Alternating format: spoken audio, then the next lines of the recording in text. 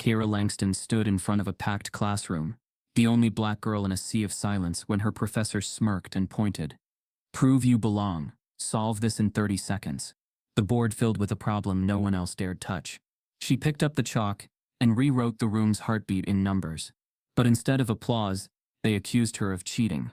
And what they did next was never supposed to leave that classroom. Before we deep dive into this interesting story, subscribe to our channel and tell us where are you watching from. Share in the comments below.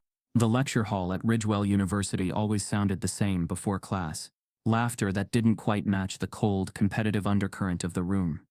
Students arrived with backpacks half-sipped and conversations about internships, hedge funds, and Ivy League feeder firms. It was a room built for ambition, but only for those who looked like they belonged, and Keira Langston never looked like she belonged. She chose her seat carefully, every day, back corner, left side, nearest the exit. Not because she was afraid, but because experience had taught her not to be seen, not by them. She had learned how to fold herself small enough to fit between their casual brilliance and their inherited confidence. Her eyes, bright and calculating, stayed behind thick glasses that she wore like armor. Her spiral notebook was always open to a fresh page. Her hand never raised. Keira had never failed a math test, never submitted a late assignment. She was the kind of student professors should have bragged about, but this wasn't about merit. Not at Ridgewell, not in the mathematics department ruled by old money, old ideas, and a quiet tradition of exclusion. Excellence, when it wore brown skin and spoke softly, wasn't applauded. It was doubted, disbelieved, dismissed. She'd spent her life learning that silence could be a shield. In high school, when she'd outscored every student in her district on the state math exam, her teacher told the class she'd gotten lucky. When her guidance counselor had asked what colleges she was applying to, she had recommended somewhere more realistic. When Keira was one of 2 black girls at the STEM summer camp, she was mistaken for a janitor's daughter on day 1. So by the time she entered Professor Nathan Easton's advanced theoretical mathematics course, she knew better than to expect validation. Easton didn't see her, not really. He saw a body in a seat, unremarkable, invisible. A professor in his mid-50s, Easton dressed like an economist and lectured like a judge. He made examples out of students he didn't respect, which often meant the ones who didn't remind him of himself, and he respected himself deeply. Easton was known for impossible problems, ones that had been debated for decades, occasionally unsolved even by grad students. He used them like status tests: who could try, who could pretend, and who should keep quiet. It was a performance, and the audience always applauded the usual actor. This day was no different. He stepped into the room like it owed him silence. His loafers echoed across the marble floor. The students snapped into attention. Conversations cut off mid-sentence. "Today," Easton said, uncapping his marker and turning to the whiteboard, "we're going to tackle a problem most of you won't solve in your lifetime." He started to write. The board filled with symbols, nested parentheses, integrals, and logic variables. It wasn't just complicated, it was infamous. Known in academic circles, a version of the still unsolved Dedekind permutation, adapted into a near-impossible time-bound sequence. "Anyone know this?" he asked, scanning the room. So of course hands shot up, mostly from the front row. Students with last names like Whitaker and Ellison. One of them muttered something like, "I saw this in a Princeton forum," and another said, "Wasn't this on the Clay list back in..." Easton smirked but didn't call on any of them. Instead, his eyes drifted to the back corner, to Keira, and for the first time in the semester, he paused. Maybe it was the way she sat, calm, non-reactive. Maybe it was the way she had quietly aced every test without ever speaking. Or maybe he just felt like flexing his power. Whatever it was, his next move changed everything. "You," he said, pointing. "Langston. Want to take a shot?" A murmur rippled through the room. A few students turned to look. Some smirked. Others blinked in surprise. One even whispered, "Who?" Keira looked up, but she didn't flinch. She didn't move. Her pen paused in mid-sentence. The silence thickened. Easton stepped closer. 30 seconds, he added, tapping his watch. "Crack it. Or sit down." A few students chuckled. One laughed openly. It wasn't just about the problem. It was a spectacle now. A quiet girl, a black girl, being handed an intellectual grenade with the fuse already lit. Keira stood slowly. Her chair barely made a sound. She walked to the front of the room with the same unbothered quiet she had always kept. Her face didn't twitch. Her steps didn't rush. She looked at the board like it was a riddle, not a threat. The seconds ticked. 27, 22, 15. She stared, scanning the structure of the logic tree. Recognized the nested error in line 4. Saw the false assumption disguised in the series shift. 10, 7. She picked up the marker. 4. She wrote 3 quick steps in silence. Clean. Precise. Her notation flawless. She boxed the answer. 0. She stepped back. Easton blinked. The class froze. There was no celebration. No applause. Just silence. For a few seconds the room was stuck between awe and denial. Then someone laughed. Not with joy. Disbelief. Another voice muttered, "No way." One of the front row students leaned forward like he'd misread the answer. Easton walked to the board. He stared at the boxed solution, traced the logic, checked it again. Then a third time. He didn't say anything. He just capped the marker and erased the board without a word. Keira turned and walked back to her seat. The silence followed her. And then, slowly, the murmurs began. She must have seen it before. There's no way she solved that in 30 seconds. Did she cheat somehow? Keira sat down, calm on the outside. But inside, she could feel the storm beginning to build. The equation had been a wall meant to trap her. She had scaled it, but now they were looking for the trick, not the truth. And Professor Easton?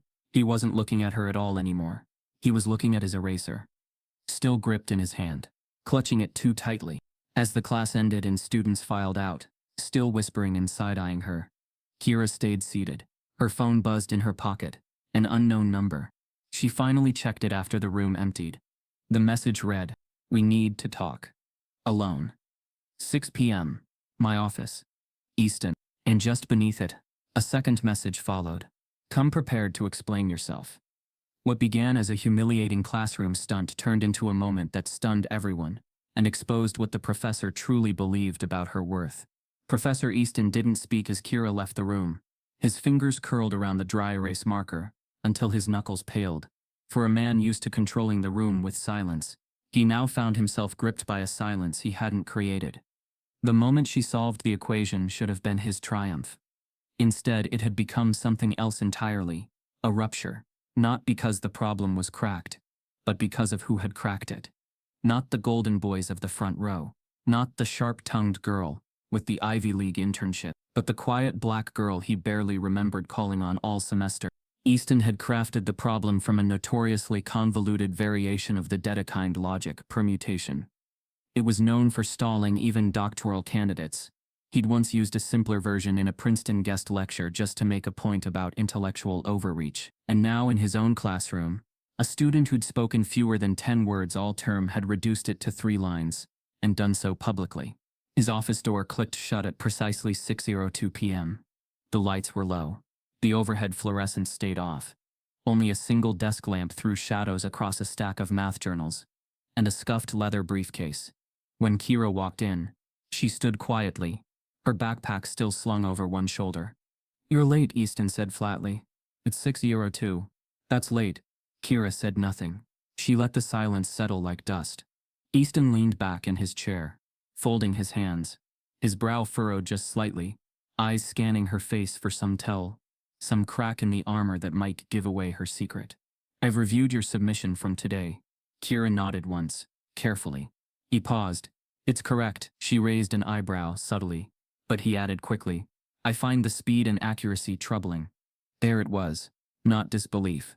Not praise. Accusation disguised as academic skepticism. "You mean because I solved it?" Keira asked, her voice even. "I mean because you solved it without asking a single clarifying question. No scratch work. No hesitation. I understood the problem. And you claim you've never seen that permutation before. I don't claim it. I'm telling you." His fingers tapped the edge of the desk. "You can't seriously believe that performance wouldn't raise questions. It wouldn't if someone else had done it." Her words didn't rise in volume, but the weight of them shifted the air in the room. Easton stiffened. His next sentence came out slower. "This isn't about race. It's never about race. Until it is." Silent. The professor stood, walked to the window, hands behind his back like a museum curator considering something valuable but wrong. I've taught for 32 years, he said. Do you know how many undergraduates have solved that equation in class? I'd guess none. He didn't respond. I'm not asking you to believe in me, Keira continued. I'm asking you to examine why you don't. That struck deeper than she expected. He turned, expression unreadable. You're a bright student, but brilliance without rigor is just noise. No, Professor. It's only noise when it comes from someone you don't expect to shine. He opened a file on his desk, pulled out a folder with her name on the tab. I reviewed your academic history. Perfect scores, accelerated math track, a competition record going back to middle school. But you've been curiously absent from any published university work. No clubs, no math team, no conference application. Because no one ever invited me, she said quietly. He blinked. No one asks the quiet girl to join the team, Professor. They assume she's only here because of diversity quotas. They never ask if she's got something to say. His gaze darkened, not in anger, but in something more dangerous, defensiveness. You're suggesting this department is racist? I'm saying this department has patterns, and you're part of them. Another pause. Then came the pivot. I'll be honest, Keira. There are faculty members who want this investigated. Investigated? Academic integrity reviews are standard when unexpected results occur, especially in high-stakes environments. So, let me get this straight. I solved something no one else could, and instead of being celebrated, I'm accused. Easton didn't answer. She stepped forward. Would you have called an investigation if Jeremy or Chloe solved it? Still, he said nothing. Kira's voice lowered, not angry, but deliberate. You didn't expect me to win. You expected me to break. You gave me 30 seconds to fail, and I didn't. And now, instead of facing that, you want to put me on trial. Easton's jaw clenched. This isn't personal. It never is. But it's always racial. He stood in silence for a long moment. Then finally he spoke, his tone low and distant. You'll be asked to appear before the Academic Standards Review Board next week. It's routine. Sure it is, she replied. He handed her a printed notice, freshly signed. She folded it and tucked it into her notebook without reading it. Before she turned to leave, he added one more line. Keira, be careful who you paint as the enemy. You're not the first to try and shame this institution into submission. She paused at the door, glanced back. I'm not trying to shame anyone. I'm just not willing to disappear anymore. And with that, she walked out. The next day, her seat in the back left corner was empty. Whispers moved faster than lecture notes. The classroom buzzed not with equations, but speculation. Rumors spiraled, cheating, expulsion, plagiarism. No one spoke directly to her, but everyone spoke about her. By lunch, the video clip had surfaced. A student had filmed the entire moment, Keira solving the equation. The stunned silence, Easton's expression. It landed on a student-run TikTok account by noon. By 3 p.m. it had been shared on Twitter by a tech influencer. By nightfall it had 800,000 views. Comments were divided. Bro, she cooked the whole class and dipped. There's no way she did that. Staged. I've seen Easton tear apart seniors for less. This girl better lawyer up. Funny how a black girl wins and suddenly it's cheating. And just beneath the trending hashtags, one comment kept appearing, again and again. Who is Keira Langston? She had become a symbol. But symbols are hard to protect. The next morning, her dorm room door had a sticky note on it, scrawled in red marker.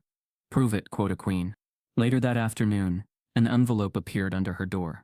No return address. Just her name. Inside, a single printed email. From Easton's department inbox. We need to make sure this girl doesn't become a problem. The numbers were right, but instead of celebration, the room froze. The professor paled, and murmurs of disbelief drowned the truth. The clip had been watched over 1.3 million times by sunrise. No filters, no edits, just 47 seconds of silence, shock, and a chalk marker squealing against the whiteboard, as Keira Langston wrote her name in history, and didn't know it yet. But if you looked closely, you'd see the part that changed everything wasn't the moment she boxed the answer.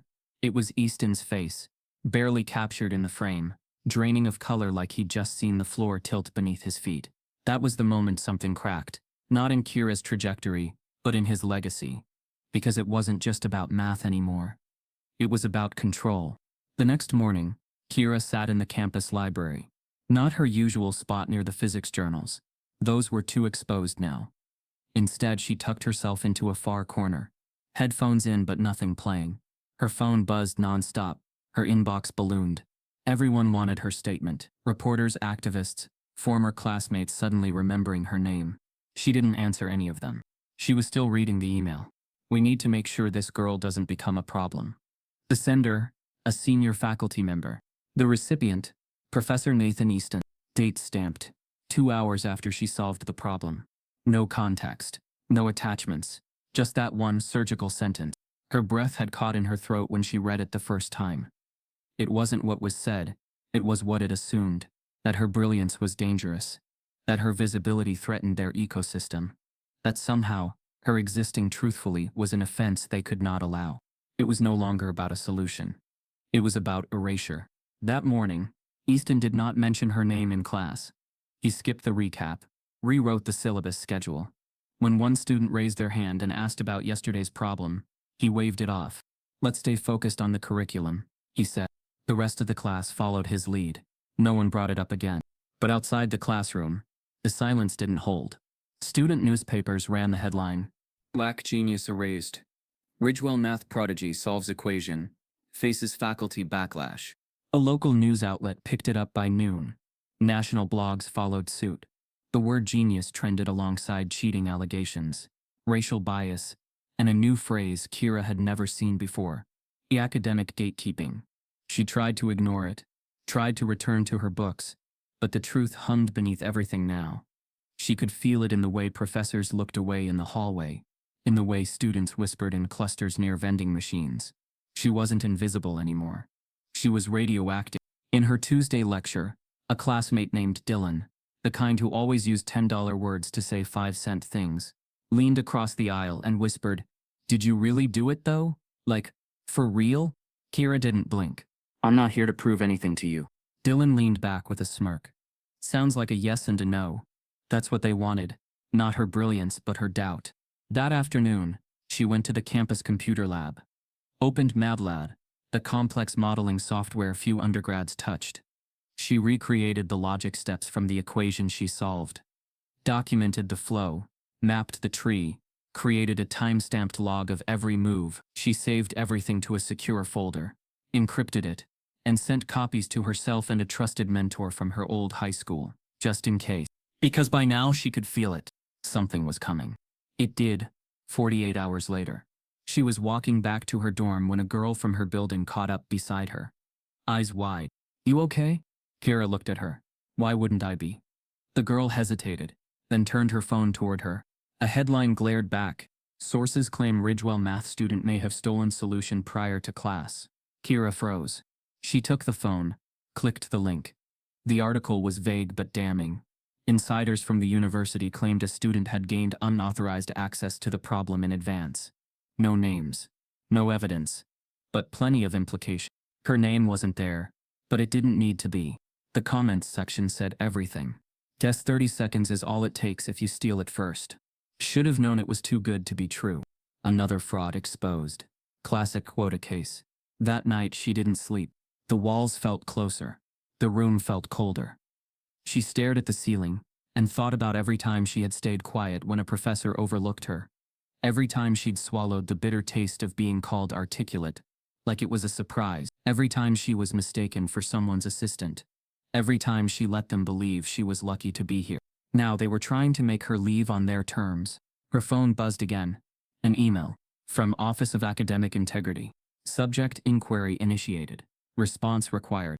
Body: please prepare to appear for preliminary questioning regarding allegations of misconduct.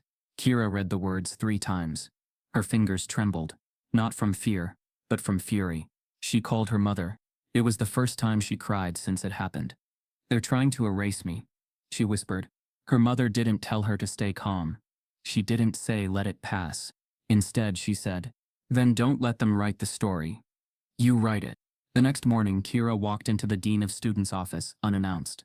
The secretary started to protest, but Keira cut her off with a calm, steady voice. "I have evidence. I need to file a formal complaint. Not just about a professor, but about the system that protects him." She handed over a flash drive. On it, the MATLAB logic, the timestamped solution, a detailed outline of the board steps, and most damning, a screenshot of the internal email that had been slid under her door. The secretary stared at the screen for a moment longer than she should have, then said quietly, "One moment, please," and disappeared into the dean's office. Keira waited and waited. The door finally opened, but it wasn't the dean who came out.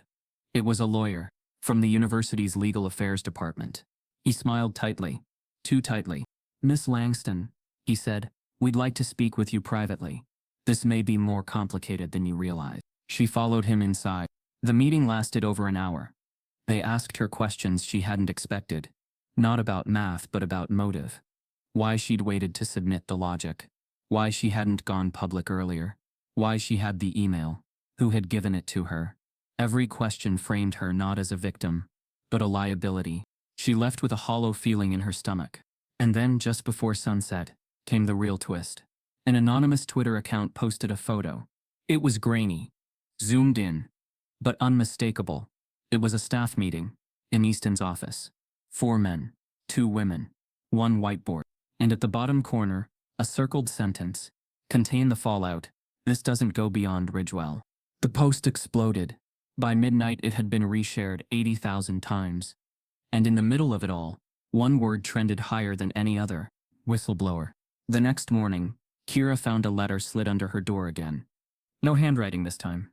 Typed, 1 line. "They know you have the email. Leave now before they bury you." Instead of recognition, she faced interrogation. Suddenly she wasn't a math prodigy. She was a suspect in her own success. The sun hadn't even cleared the treetops when the email landed in Keira Langston's inbox. The subject line was sterile, but the weight behind it was anything but. Mandatory academic conduct review. Attendance required. The attached letter laid it bare.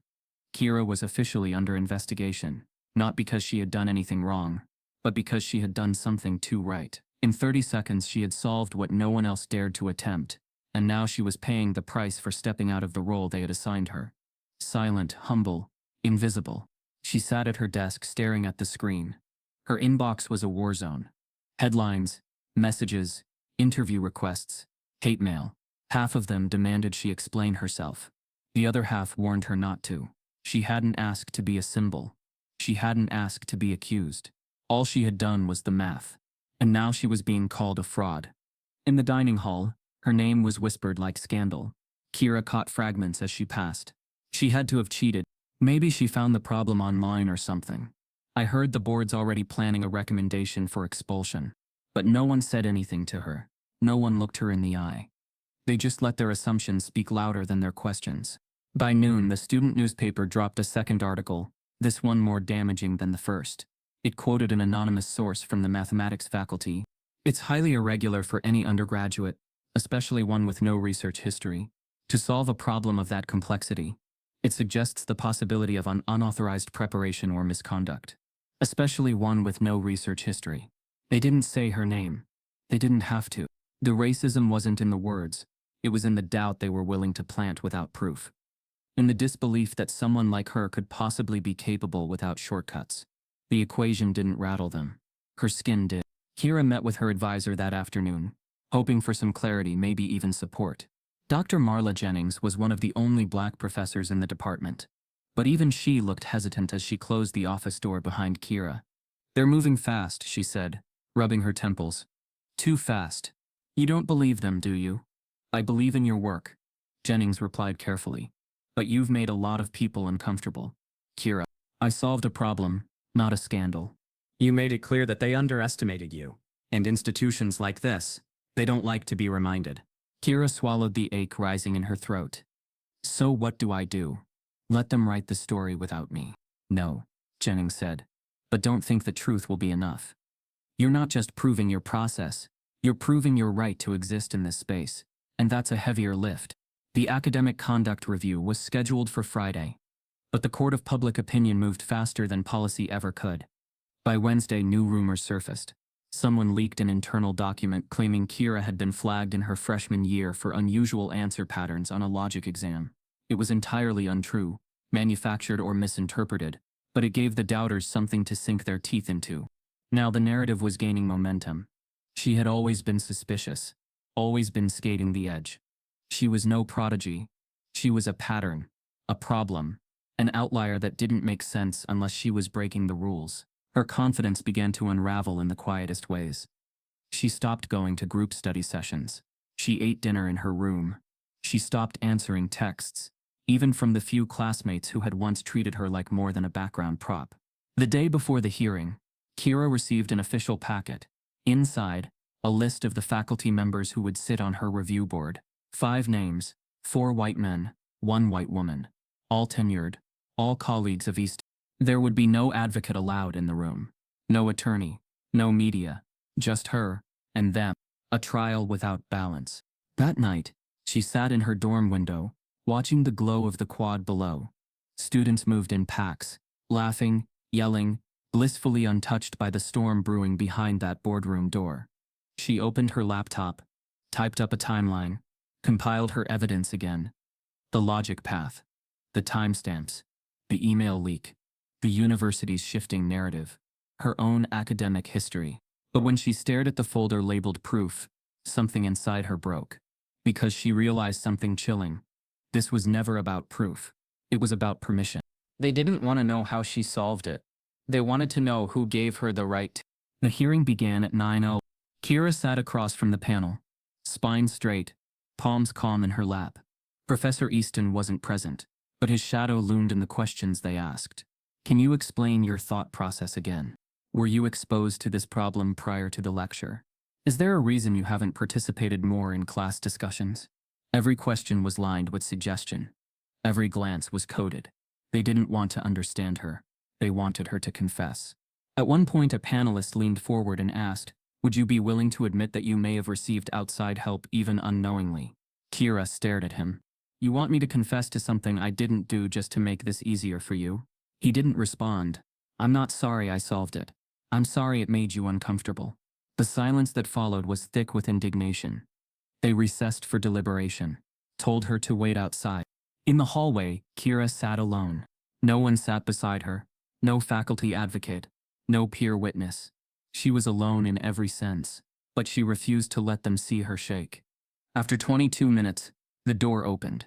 A woman with tight lips and an even tighter bun gestured for her to re-enter. The panel's spokesperson, a man named Preston, with 2 perfect teeth, read the conclusion without inflection. At this time, the board finds no conclusive evidence of academic dishonesty. However, we are issuing a formal recommendation for increased academic monitoring and mentorship moving forward. Keira blinked. "So, I'm not guilty, but I'm still being punished." Preston gave a diplomatic smile. "We believe this is a learning opportunity for everyone. No apology, no admission, no validation. Just surveillance in place of support." Keira stood slowly. "I didn't need a mentor to get here. I needed someone to stop moving the finish line." Then she walked out without waiting to be dismissed. Outside, the air hit colder than expected. She didn't cry. She didn't shake. But something inside her solidified. This wasn't over. And that's when her phone buzzed again. A blocked number. 1 voicemail. She played it on speaker. A woman's voice. Crisp and controlled. "Miss Langston, my name is Alana Price. I'm a civil rights attorney with the National Education Equity Network. We've been following your story. I think it's time someone stopped them from writing the rules as they go. Call me." Keira looked up, the wind whipping her hair across her face. For the first time, she didn't feel like prey. She felt like a witness, and maybe, just maybe, like the beginning of a reckoning. They called it a review, but it was a silent trial, and she stood alone against a system rigged with coded language and racist undertones. Keira didn't speak for the first 15 minutes of the meeting. Not because she was nervous, but because she knew what silence could reveal.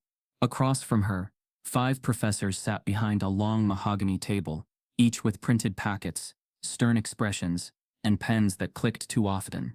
No microphones, no cameras, no audience, just a closed room with windows frosted so no one could see in. And that's exactly how they wanted it. To the university, this was a non-disciplinary academic integrity review. But in practice, it looked nothing like justice, and everything like strategy, a performance behind locked doors to frame her as a cautionary tale, not a case of discrimination. They didn't want to punish her, they wanted to discredit her, quietly.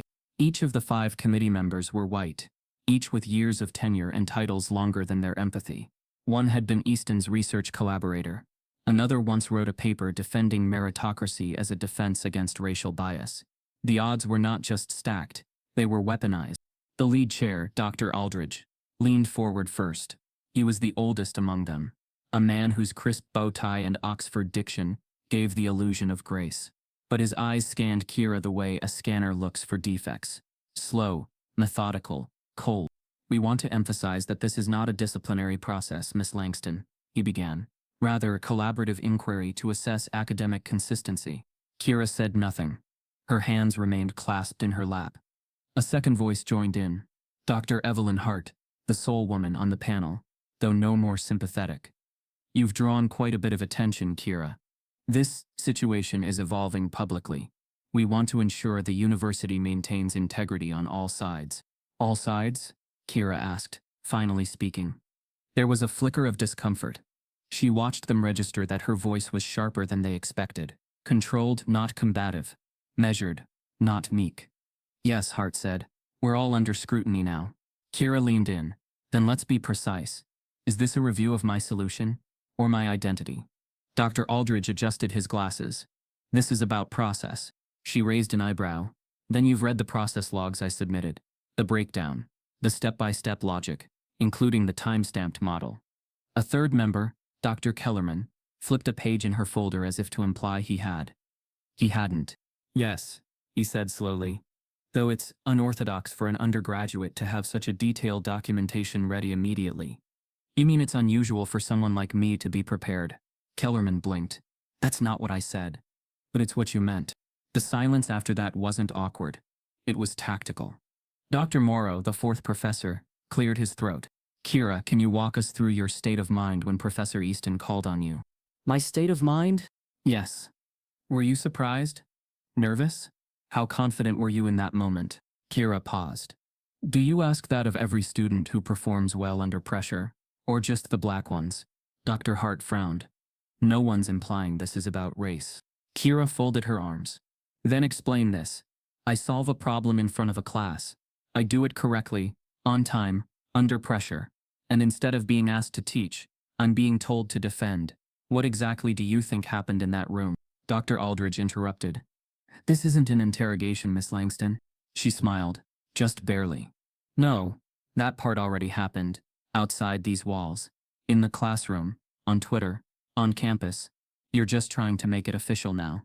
She reached into her bag and pulled out a folder, placed it gently on the table. "These are emails sent by your own faculty, including one stating, and I quote, 'We need to make sure this girl doesn't become a problem.'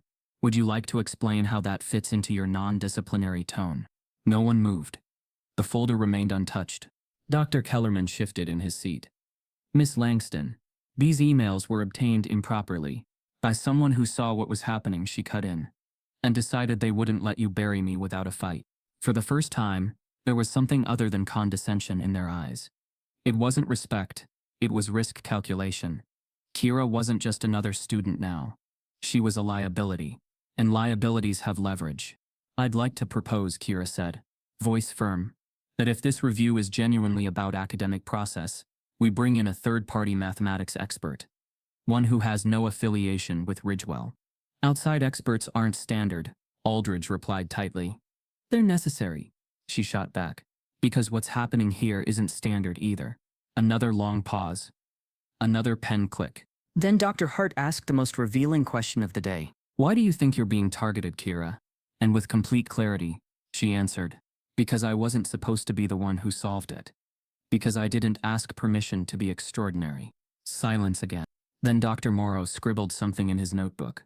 Dr. Aldridge nodded once, the kind of nod that meant, "We've heard enough. We'll deliberate and inform you of our findings within 1 week." Keira stood, straightened her spine, and for the first time all morning, she let them see what they feared most, her dignity unshaken. As she turned to leave, Dr. Hart said softly, "You've made quite an impression, Keira." Keira didn't turn around. "I wasn't trying to impress you." She walked out, her footsteps deliberate against the cold tile. By the time she reached the quad, the sky was streaked with amber. The breeze carried the scent of damp leaves and something else, uncertainty. Her phone buzzed.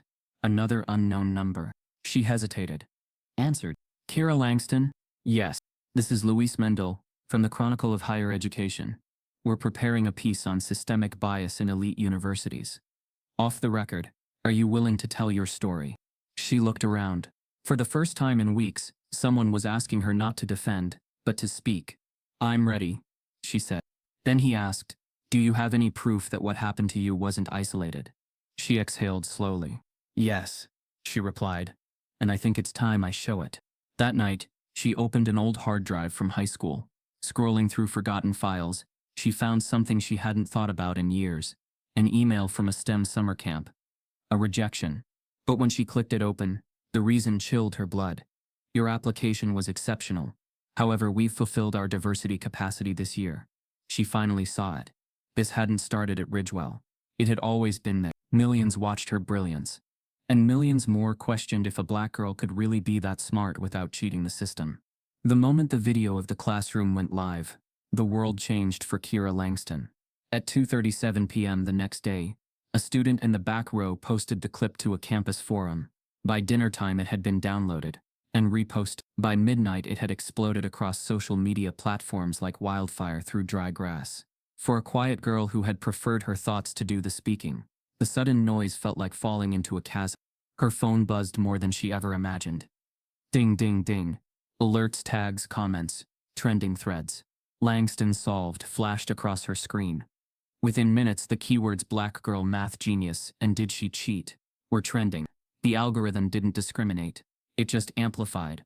Admiration and suspicion both rose at the same speed. She watched the numbers climb. 1 million views. 2.3 million. 4 million. The clip became a totem. Some posts praised her, redefining black brilliance. Silent girl changes math forever. Others tore her down.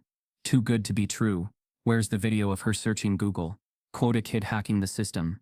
The duality hit Keira harder than any classroom challenge. That night, she lay awake in her dorm bed, face up at the ceiling, the glow of her phone illuminating her worried expression. Her thoughts raced. What does this mean? For me? For everyone who looked like me? She thought of her parents, her late nights with textbooks, the summers of competitions. She thought of how she'd always played small so others wouldn't feel threatened. And now, feeling small seemed impossible. The next morning, the campus responded like a living organism shifting its shape. Posters appeared on bulletin boards. Genius or fraud. Math reward for some. Equal opportunity or equal assumption. Students lined up at coffee stands, looking at her sideways. Some offered tentative congrats, with tight smiles. Others avoided her entirely. Professors spoke differently when she came into the room. A cough, a shift in posture, a glance. It changed the texture of her presence. Late in the afternoon, Keira logged on to read comments underneath the video. The hate jabbed sharpest when they attacked her identity. One comment, black girl solving advanced math. Come on, where's the study group photo? Another cool story, but everyone knows he Easton set her up so it looks good. The tone was thick with a logic nobody acknowledged. If you break out of the expected box, you must have cracked the system rather than cracked the problem. Among the 1,000 comments, a few stood out. One read, my younger cousin also does math. This gives her hope. That one sank in. Array of meaning. Another, Ridgewell just handed us a marketing story. She's the face. That one stung, because even praise came tangled with suspicion. The algorithm had built her into a symbol, and symbols bear weight they never asked for. In the library, whispers carried across computer stations. A student clicked the playback icon as Keira passed by, and another student told her friend, see the girl who ruined the syllabus. Loud enough to hear. They didn't wait for answers. They assumed. The library monitor didn't intervene when one sidelong glance turned into a judging stare. The system indulged it. It tolerated the noise. Unbeknownst to her, a tech influencer in another city had picked up the clip and posted a video commentary. When black girls don't just match the standard, they beat it in 30 seconds. The algorithm breaks. The segment had over 500,000 views before noon. In the comments someone typed, shut her down before the rest catch up. Another, she gives me hope. We need more Keiras. The digital mob didn't ask to choose sides. It chose to amplify fear, envy, and inspiration all at once. By evening, the university's public relations office drafted a statement. Ridgewell University acknowledges the significant attention generated by today's event and supports rigorous, fair review of all academic conduct. The wording was cold. It didn't mention Keira by name. It didn't celebrate or comfort. It was designed to sound neutral, so it couldn't be pinned down. The PR team knew the risk of the phrase "black girl solves math problem" in an institutional release. They know that neutrality is often the safe lane for those who fear accountability. Late that night, Kira's roommate entered the room holding a laptop. "Look at this," she said quietly. Keira sat up.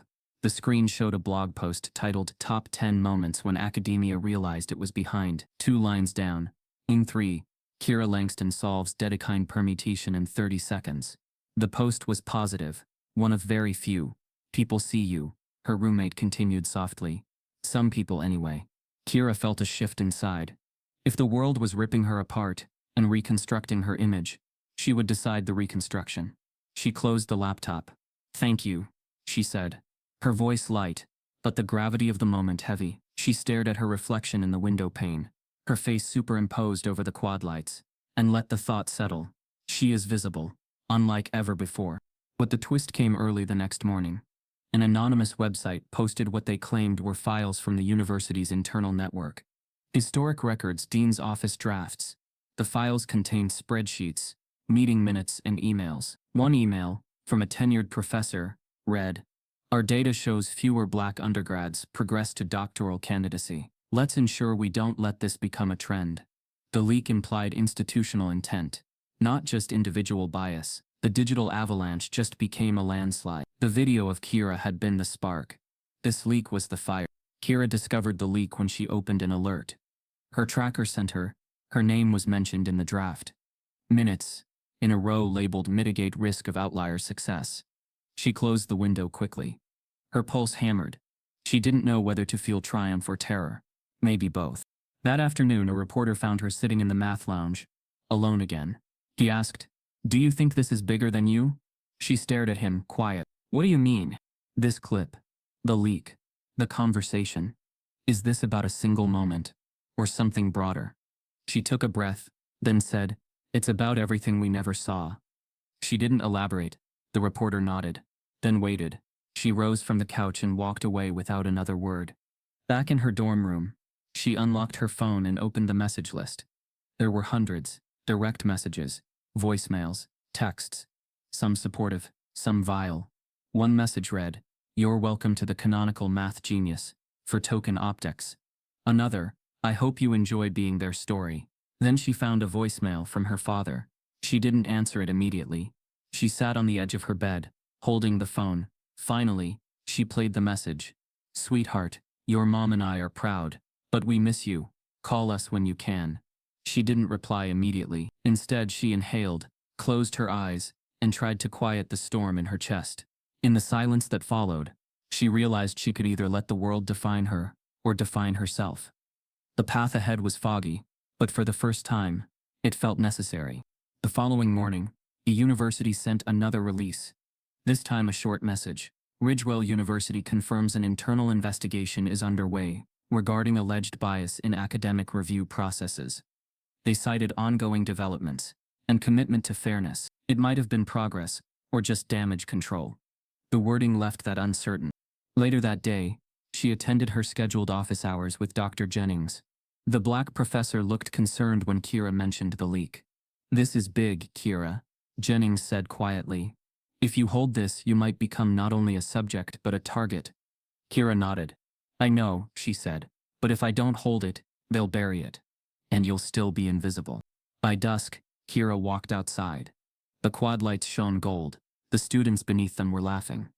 Some didn't know her name. Some didn't know the story. She paused, recalled the line from the blog post. "People see you," she thought. Maybe some people, and maybe that was enough for now. In her pocket, her phone vibrated again. She opened it. A new headline, "Former math club president at Ridgewell claims he offered to mentor Langston." She declined. The article had screenshots of an email he claims to have sent, but when she opened that email, the date didn't match. He sent it the day after she solved the problem. It was false. The article didn't note that. It painted her as some snubbed student who turned down white assistants. A different twist of the story. Not black girl cheated, but black girl refused help, and now gets what she asked for. The distortion cut deeper than the first wave. She closed the phone. The revelation came again. She couldn't win on their terms. So she wouldn't play their game. As she looked up from her phone, the quad lights flickered. A figure stepped out from the shadow of a tree near the walkway. It wasn't a student. It was someone in a dark overcoat, holding a camera pointed in her direction. The lens glinted, and when the figure raised a hand, her phone buzzed again. A single message popped on the screen. "Make your next move carefully. We've been watching." The deeper they looked, the clearer the pattern. She had been extraordinary all along, but someone had always made sure she stayed invisible. The morning light filtered through the blinds of Keira Langston's childhood bedroom, now packed into moving boxes, her years of achievement boxed away like artifacts for a museum she never asked to curate. She sifted through her high school folders, certificates, ribbons, competition trophies, all labeled with her name, all shining with promise. But as she traced her fingers over them, she felt the weight of history.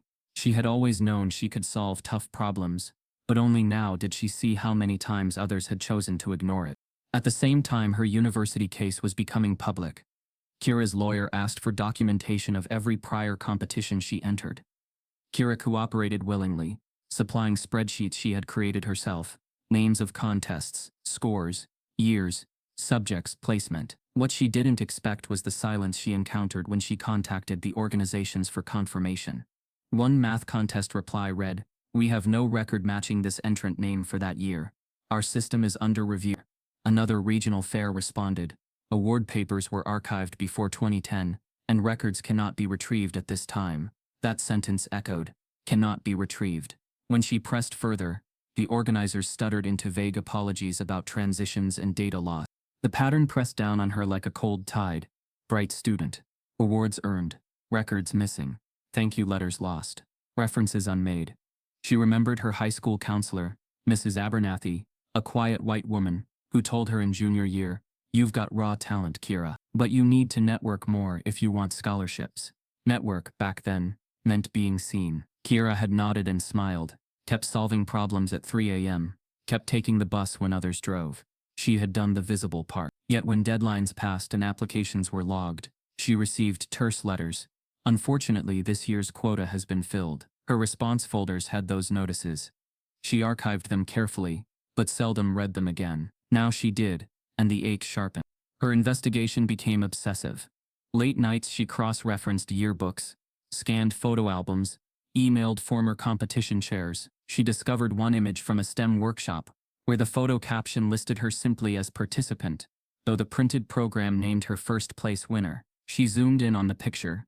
She was in frame, third from right, tension in her eyes, a small prize in hand. But in the caption and website archive, her name did not appear. The words Keira Langston had been replaced with Jane Miller, the name of a white student standing next to her. The image remained unchanged, only the text swapped. Hurt pooled in her chest like ink. She understood in that moment. Success may be earned, but acknowledgement was optional. Someone decided whether she was allowed to be visible. She closed the laptop. She wanted to scream. Instead, she sat in silence, the boxes around her humming with memory. The next day, at the lawyer's office, she walked into the quiet conference room. Her attorney, Alana Price, sat back in her chair, reviewing binders thick with correspondences. "I think we finally see the architecture of it," Alana said softly. "It wasn't just you, it's systemic. Everything from your high school to now shows the same erasure record: misplacement, spotting, zero support, null nods." Keira nodded without surprise.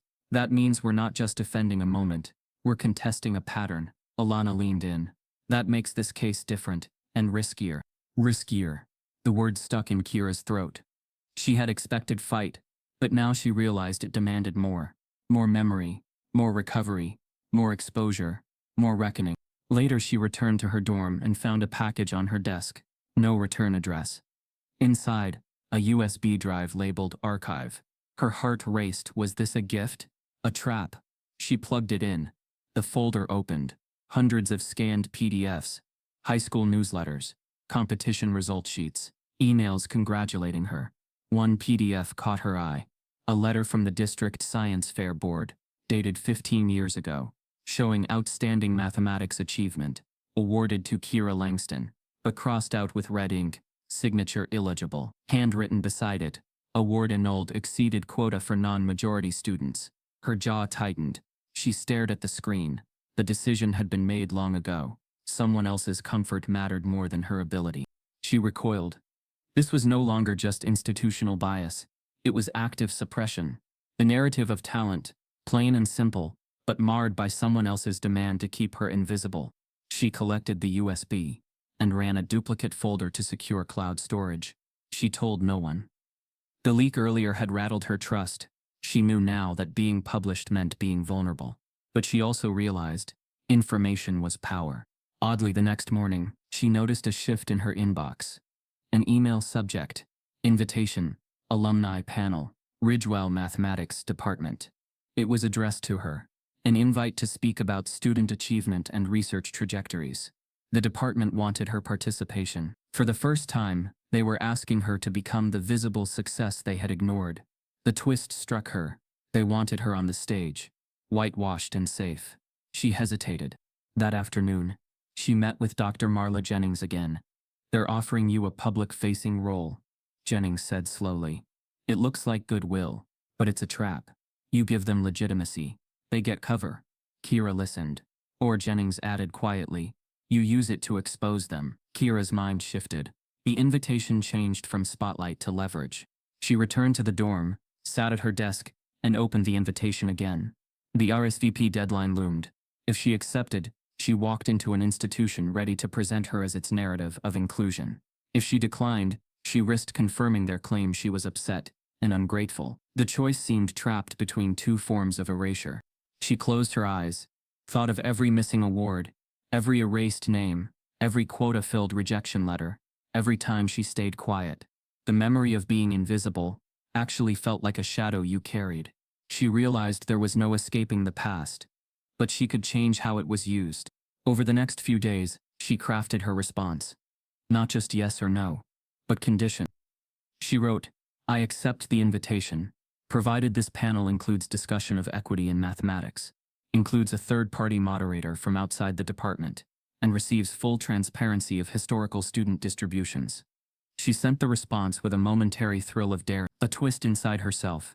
She would not walk into the story they wrote. She would write it. Within hours, the department replied, "Thank you for your response. We will review your requests and respond." That might have been polite, but something in the tone felt dismissive, like a challenge. The next evening, she got a call.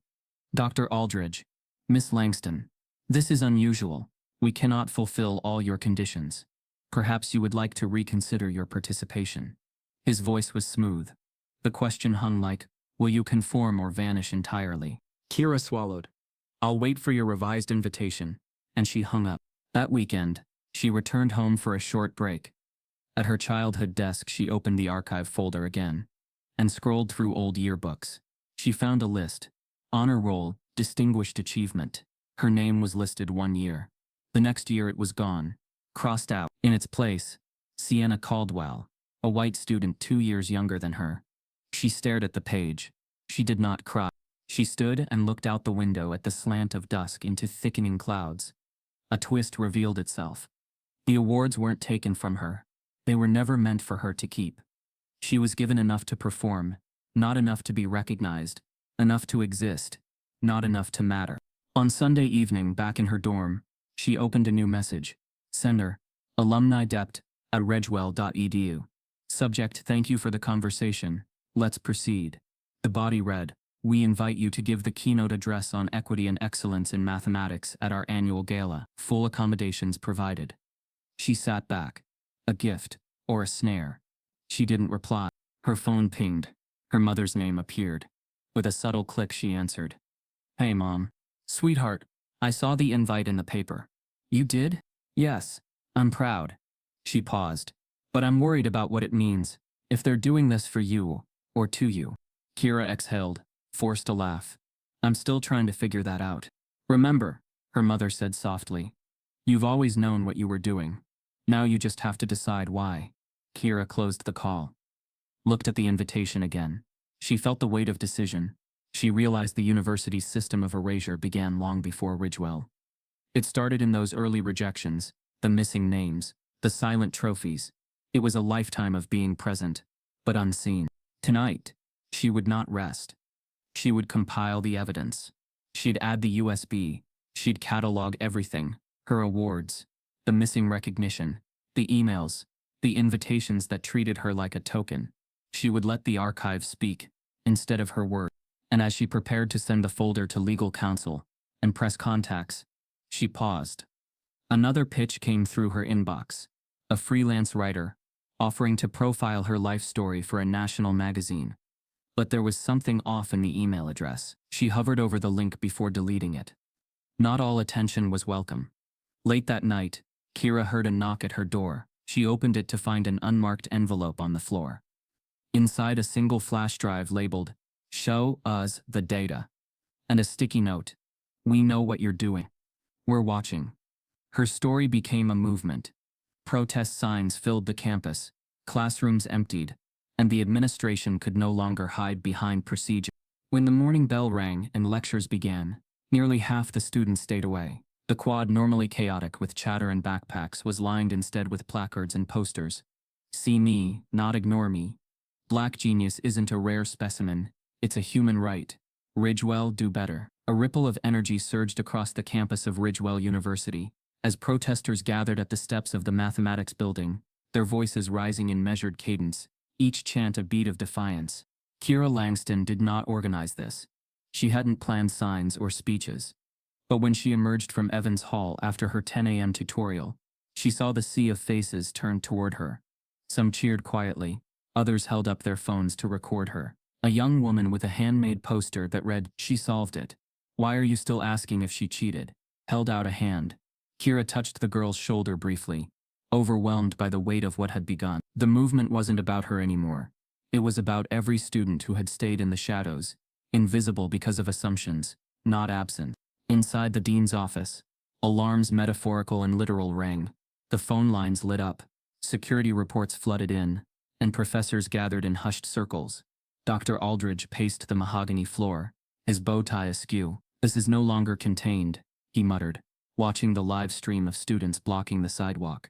Through the window he could see clusters with megaphones and bullhorns. The tactics were peaceful but charged. Sit-in at the administration building, occupying faculty hallways, blocking doors, refusing to attend class until action was taken. The dean assembled his senior staff. Their voices were clipped. "We need a statement. A mediation. Fast." Dr. Hart, sitting quietly, closed her eyes before replying. "We also need an exit strategy if this gets external press." They all knew. This had moved beyond academia. It was now optics, legacy, lawsuits. And yet somewhere beneath the panic was fear. Fear that the walls of their controlled narrative were cracking. Meanwhile, Keira's schedule collapsed. Lectures she walked into were half empty. Tutors she passed in hallways stared instead of nodded. The protests made her visible in a way that both horrified and healed her. She felt the long years of swallowing down brilliance, hiding ambition, shrinking self-worth, recede like a tide going out. But the visibility brought scrutiny too. In one hallway, a student stopped her. "So, you okay with all this?" Keira sighed. "I didn't ask for a move, but I'm going to stand in one." The student nodded. "Good," and hit record. An unexpected twist came when the campus newspaper published leaked minutes from a faculty meeting. The document revealed a passing comment: "Langston event must be framed student success, not systemic failure." The line spread online and became fire. Suddenly the protests had proof, not only anecdote, but evidence. The student body's demands changed. It wasn't just stand with Keira, it became change the process, not just the fate. By late afternoon, the administration released a statement. Ridgewell University is aware of the current student activism and is committed to investigating concerns regarding bias and equity in our mathematics department. We invite student leadership to a town hall meeting. The language was measured, but the campus interpreted it as reactive. They had been forced to respond. The timing betrayed them. The town hall was scheduled for the next day. Students converged in Matthews Auditorium, once the site of non-challenging orientation speeches, now filled wall to wall with protest signs taped to seats. Keira sat on the stage, flanked by a lone support team, a student organizer and a representative from the external legal counsel. The university officials sat across from them: dean, provost, committee chairs. The tension packed the room like heat in a steam chamber. When the provost opened with prepared remarks, a student in the front row interrupted. How many black students have published research in your department in the last decade? The provost hesitated. He shuffled papers. We are reviewing metrics. The interruption rippled across the audience. More questions followed, each sharper. Will you release the demographic breakdown of research funding? Will you replace the all-white review committee? Will you apologize for the internal memo calling a black student a problem? The officials faltered. The script dissolved. Keira listened. At one point, a student asked her, "How did you feel when they called you a suspect in your own success?" She paused, voice steady. Invisible. Then accused. And now I'm deciding what visibility means. Not just for me but for all of us. The room erupted in applause. It wasn't just support. It was recognition. She realized her voice had become more than math. It was truth spoken aloud. The university officials left the stage with tight smiles. The student body remained. The mic passed around. Several faculty members stood and publicly declared regret. One former committee member admitted her surprise at Keira's preparedness. I didn't imagine someone would show up ready or willing to use their voice, she said. The admission wasn't full apology, but it was shift. The structure of silence began to creak. Outside, media vans lined the curb. Local news anchors called it campus uprising at elite mathematics department. National education bloggers tagged it, math is not Westshay's. The visibility was no longer optional. Back in her dorm that night, Keira stared at her laptop. Notifications pinged. New follower counts. New interview requests. New push for her to speak at national conferences. A part of her thrilled. A part of her recoiled. She closed all apps. For the first time she heard the whisper in her mind. This is bigger than you ever planned. And she realized, momentum is a different kind of responsibility. Just before midnight, she sat at her desk and opened the email from the university's legal affairs office. Subject: Conditional Resolution Proposal. The body: we propose to set up an independent commission, inclusive of student representation, to examine departmental practices. In return, we ask for your cooperation and public comment. Her heart raced. The offer was real, but so was the catch. Cooperation meant being tethered. Public comment meant speaking on their terms, and the proposal was only conditional. She looked at the flickering cursor. She thought of her mother's words. You need to decide why. The question now loomed larger. Was she being asked to lead change, or to legitimize compromise? The campus watched. Her peers watched. And across the university, professors and administrators assessed whether they could control or contain her. She typed one line into her draft reply. I accept, provided full transparency and no preconditioned outcomes. Then she paused. Her finger hovered. She knew a reply would set off a new chain. She refrained. In the hush of midnight, the quad lights blinked outside her window. The student sit-in continued into the night, a ripple now swelling. She thought of the earlier USB drive, the archive of erased histories, the invitation to speak, the leak of digital memos. Everything led here. As she closed her laptop, her phone vibrated. A live stream notification popped up. Someone was broadcasting from inside the mathematics building, filming the committee meeting in progress. On the screen she saw Dr. Aldridge at the head of the table, and beside him a file folder labeled Langston Settlement Strategy. The title chilled her, and then the feed cut. The university turned defensive. They couldn't silence the protests, so they targeted the girl who started it all with threats wrapped in policy. When Keira Langston walked back into her dorm the afternoon after the town hall meeting, the air in her room felt heavier, not because she had run out of fight, but because she could sense the walls tightening. In the corner of her desk, a stack of envelopes had gathered, some typed, some handwritten with scrawls in red or black ink. She picked one up. The envelope was plain, stamped with campus mail and addressed to her in a typed font. Inside was a note. Your presence here is becoming disruptive to the learning environment. Consider relocating for your own benefit.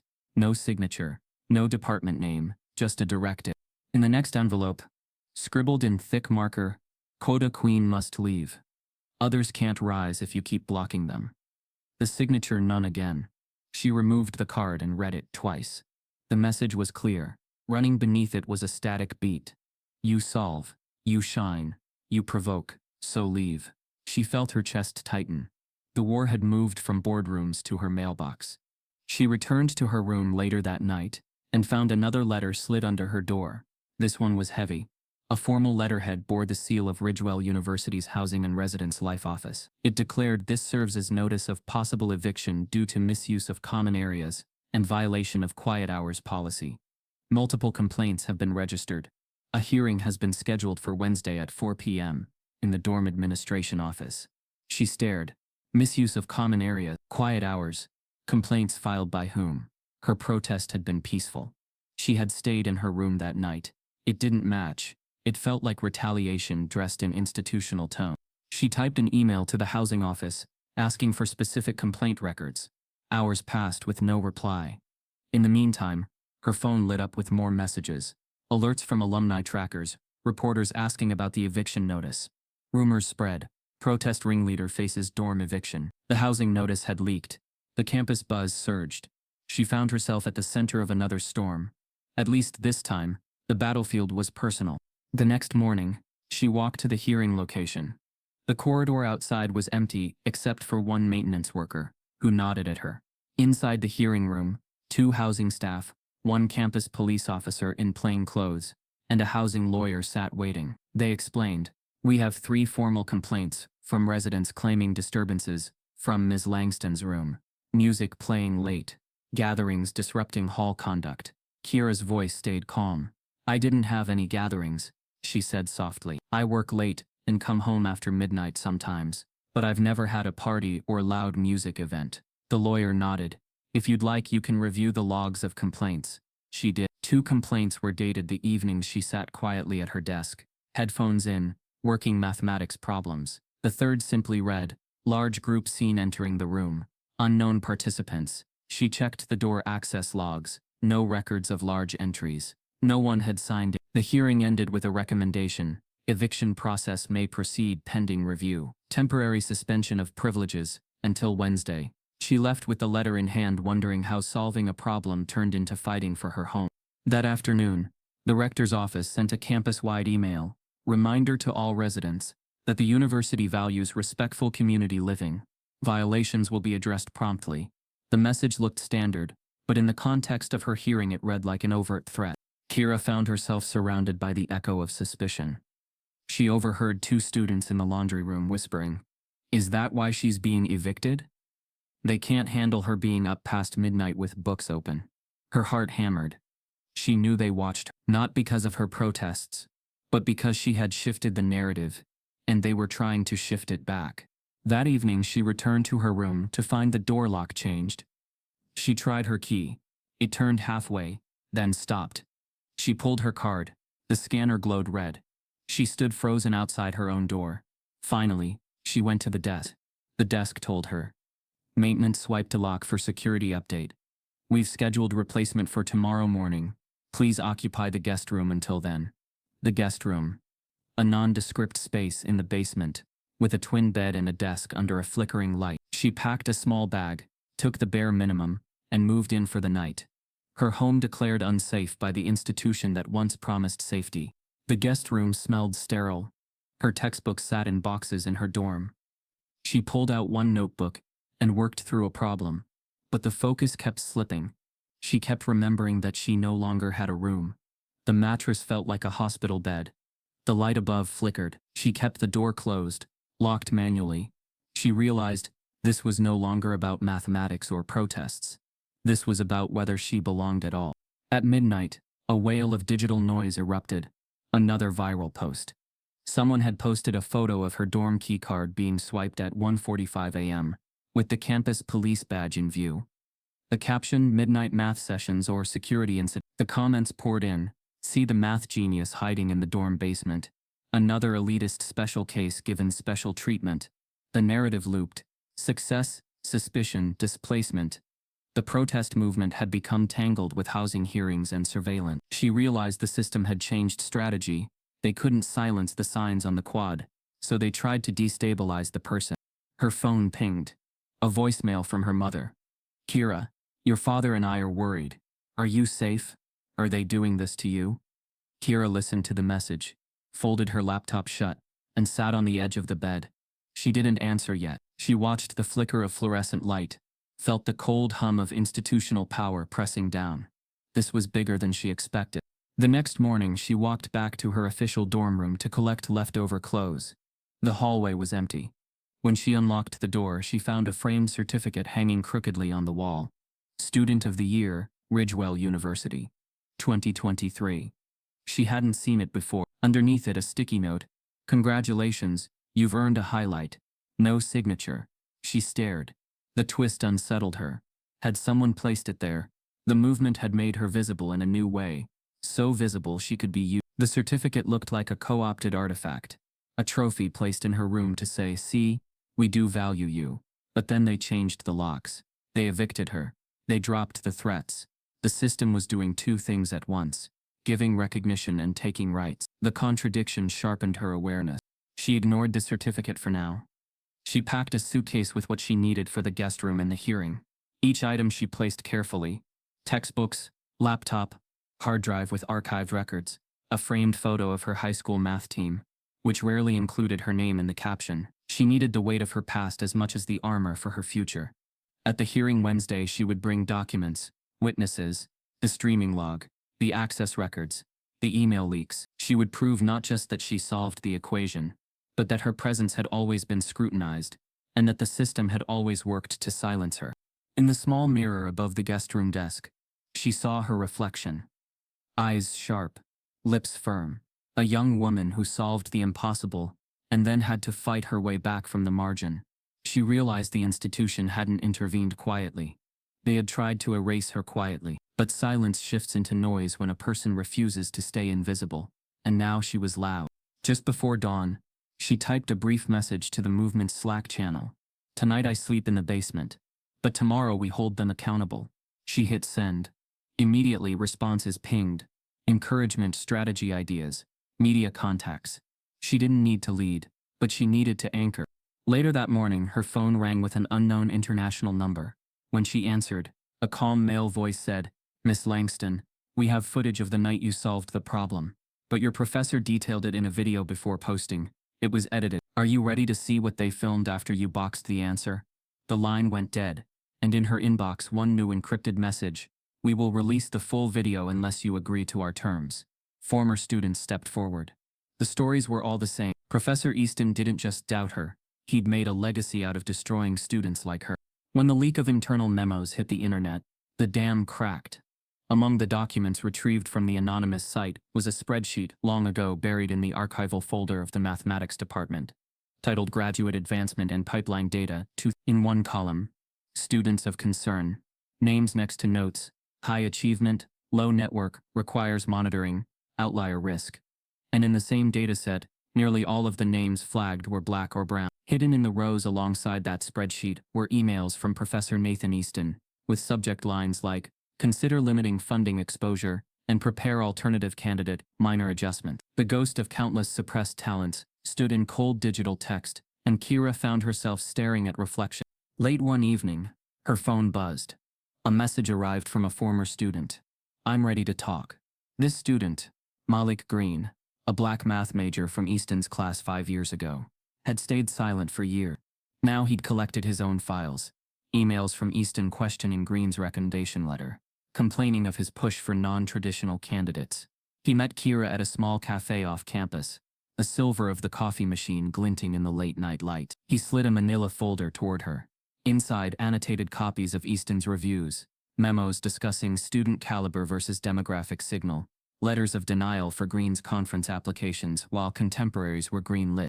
"I thought it was just me," Malik said quietly, voice hoarse from years of endurance. "But when I pulled my folder, I found dozens like mine." Keira opened one page after another. The commonalities glared: high test scores, research proposals accepted but denied travel funds, referrals cut short. Each one ended not with encouragement, but with constrained silence. She closed the folder with trembling fingers. The next morning, Keira walked through the department's corridor. She passed Easton's office. The door closed, lights off.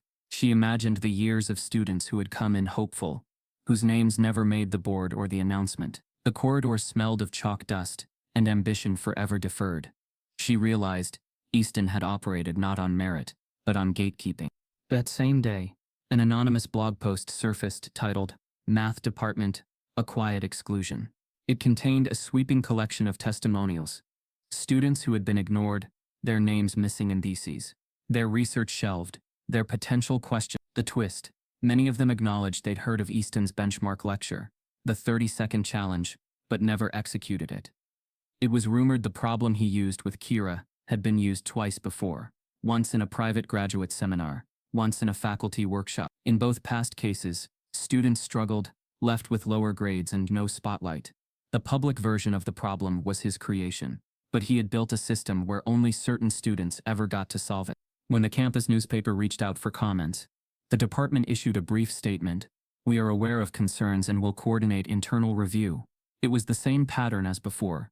Talk of review, no promise of change. But now, because of video and data and student voices, the pattern had become undeniable. Keira felt that weight keenly. She met with her mentor, Dr. Jennings, who looked at the leaked data and sighed. "You should have never been the only one fighting alone," she said gently. "But now you aren't." Her voice cracked when she added, "Because we're calling the ledger every student erased." For the first time, Keira realized she wasn't just contesting one lecture, she was unraveling a legacy. That afternoon, Malik emailed her, "I have another folder. Meet at the library at 7. They met, and this time more students joined. A former TA who said she'd been quietly replaced, a black female grad student whose funding was pulled, a Hispanic researcher sidelined after publication. They formed a circle around Keira's laptop, scanning documents together, cross-referencing. Their voices lowered, not by fear but by shared shock. The university's motto, "Excellence through diversity," echoed hollowly in each document. One of the former students looked up at Keira. "You solved the impossible the same way we were supposed to." "That was never the plan, was it?" The room seemed to hum. Keira sat back. She felt both fear and resolve. Yes, he had built a class, but the class was not mathematics. It was exclusion disguised as merit. News outlets picked up the story. Buzzwords like academic sabotage, racial gatekeeping, and elite mathematics bias trended. In a live televised interview, a journalist asked, "Is this about one professor or about the system?" A former student appeared via video call. "It's always been about the system. He was just the architect." The comments section filled with both outrage and dismissal. Some said, "Finally, someone's holding them accountable." Others wrote, "Maybe this is just sour grapes." The duality persisted. On campus, the momentum shifted. Protest signs evolved. They now named Easton directly. Students shouted, "Easton, answer for your history." The administration responded with defense. "We take all allegations seriously." But they could no longer hide behind process. They were on trial. Late that week, Keira received a folder in the mail. Inside, certified copies of Easton's former employer files, revealing that at his previous institution, he left under mutually agreed separation. After similar complaints surfaced, the twist: Easton's glowing public biography made no mention of that record. In fact, his PR profile claimed an unblemished career. She closed the folder. The realization hit: the man who challenged her was not a neutral academic arbiter. He was a repeat player. She stared at the portraits on the math building wall, Easton's photograph conspicuously large at the entrance, surrounded by plaques listing awards and donations. She had walked past it countless times. Now it looked like a monument erected by people afraid of change. Late one evening, she worked in the lab, compiling timeline. 2008-2015, name after name, suppressed scholarships, marginalized theses, lost opportunities. She felt a piercing anger, not the loud kind, but the persistent size of an iceberg. She thought of every time she was told she was lucky, or articulate, or overqualified for her community. She thought of her father telling her, "They'll credit you when it's convenient, question you when it makes them uncomfortable." She realized that her fight wasn't just for visibility, it was for accountability. The board's scheduled hearing for her eviction and status loomed. But as she prepared her documents, she saw that this moment was not just personal. The external pressure, media, data leaks, students marching had flipped the power balance. The university, once confident in its walls, was now reacting, and Easton, once unchallenged, was being exposed. The narrative had shifted. That night, Keira's phone buzzed with a message from Malik. "Meet me outside Easton's office tomorrow morning. Bring the timeline." She hesitated, then typed, "I'll be there." The next day, she approached Easton's office door at 8:15 a.m. The hallway was silent. She knocked lightly. The door swung open. Easton sat behind his desk, red-eyed, papers strewn across. He didn't stand. He didn't smile. "Why are you here?" he asked. "To talk," she said. He snorted. "I have nothing to say." "You do," she replied quietly. "You've said plenty on paper." She slid the timeline across his desk. "These names, these emails, these reviews, you knew they mattered." He picked up one folder, examined a highlighted section. His fingertips trembled. For the first time, Keira saw him vulnerable. He wasn't the judge anymore. He was the defendant. "I don't know where you got these," he said finally, voice low. "The same place you archived the consequences," she answered. In that moment the twist crystallized. The man had built his career not on teaching mathematics, but on maintaining a ceiling, and she had just cracked the glass. As they sat in silence, the door cracked open. A senior administrator stepped in, his face drained white. In his hand, a printed memo, labeled Active Investigation, Professor Easton, HR and Legal Affairs. He looked at Keira, then at Easton, and said quietly, "You're being suspended pending review." He hadn't spoken publicly in years. But he saw her equation, and knew instantly that she was something rare and dangerous to the status quo. The retired mathematician, Dr. Victor Harmon, hadn't set foot in an academic hall in over a decade.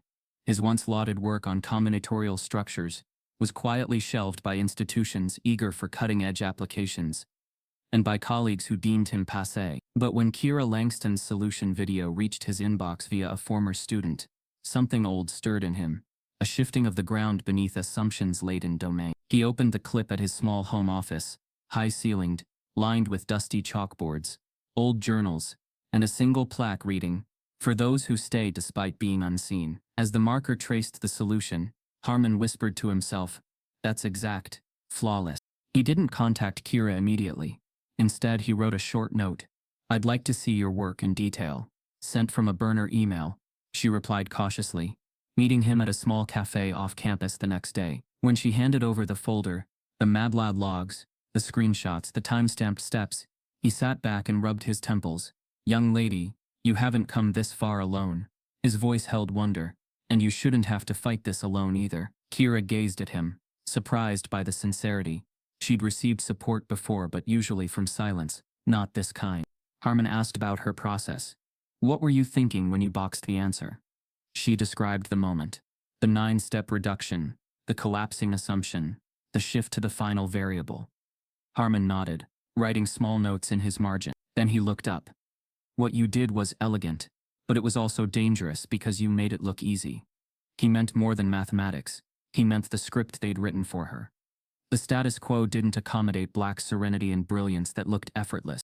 In the following days, Harmon opened his archive. He sent her scanned images of his old research, papers published in the 90s, but also his private files, rejections he didn't send, students whose results he defended quietly, work he kept off the grid, because it challenged the accepted narratives. Twist. Harmon's retirement hadn't been voluntary. He'd clashed with his department when he pushed for diversifying graduate admissions in the 90s. He was forced out. Now he was a mentor in the shadows, powerful precisely because he was invisible. For Keira, the realization hit. She had an ally, not just any, but a man who had seen the walls from the inside, and walked out because he refused the compromises that were now happening again. Together they created a dossier. Harmon helped her assemble the narrative. The problem solved, the department's response, the housing threats, the leak data, the protest movement. He guided her language. He told her stories of his first student, a Black woman mathematician, whose thesis he shielded from cancellation. Of the night he pulled a departmental memo from a shredder. Keira listened, absorbing the weight of history she'd never known, but now cared. She realized the struggle she faced was not new. It was continuous. One afternoon they met at his house. The afternoon sun cast long shadows across his chalkboards. On one board, Harmon had written, "Equation nal exceptional. When system nal just." He motioned to it. "Your equation might appear singular," he said, "but you're part of a sequence." Keira asked, "Will people see that?" He smiled softly. "They will have to." The twist deepened. Harmon revealed a list of 5 names, students from past decades, each flagged in students of concern logs, each suppressed, each now lost to academia. He handed her the file. "Your story is theirs, and you are their voice." The next day, Keira walked into a classroom alone. She sat in the front row this time, her folder beside her. When Professor Easton entered, she held his gaze. He paused. The chalk dust in the beam of light looked like 1,000 motes dancing her way. Easton wrote on the board. A simple notation, the equation he'd challenged her with. But now the board looked smaller, the room thinner, the show unfinished. He glanced at her. Her eyes were steady. He didn't call on her. He didn't dare. He knew what she could do. The silence stretched. The campus press picked up the story of Harmon's involvement. Retired genius backs students' claims, read the headline. Some called it proof. Others called it orchestrated. Regardless, the arrival of Harmon's name changed the landscape. The mathematics department could no longer dismiss the issue as a rowdy protest. A respected insider had stepped forward. The institution's narrative shifted. Now the gatekeepers had to speak with someone who had been inside the gate and walked out. Keira and Harmon held confidential meetings with legal counsel, student organizers, and journalists. They planned releases, Harmon's archived files, student testimonials, the timeline of suppressed awards. Each piece built momentum. But with momentum came risk. Keira's phone began ringing in the middle of the night. Anonymous numbers, automated recordings, threats thinly veiled as concern for safety. She ignored them. But Harmon leaned into the risk. They're trying to scare you into quitting, he said quietly one evening. But they're terrified you'll keep going. An unexpected twist surfaced when Keira uncovered a letter in the archive from Easton's previous institution, addressed to the dean, congratulating someone else for solving the same class problem that she had solved in 30 seconds. The student was white, supported, awarded a scholarship. The remark, Dr. Easton's method produced another winner. But the list of that student's later achievements was small. He had dropped out of mathematics after 2 years. That meant the system hadn't prevented failure by oversight. It had engineered cycles.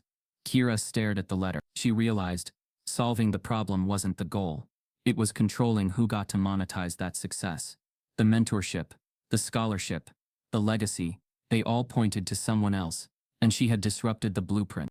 At a late evening campus event, she and Harmon walked together across the quad. Student groups stopped them.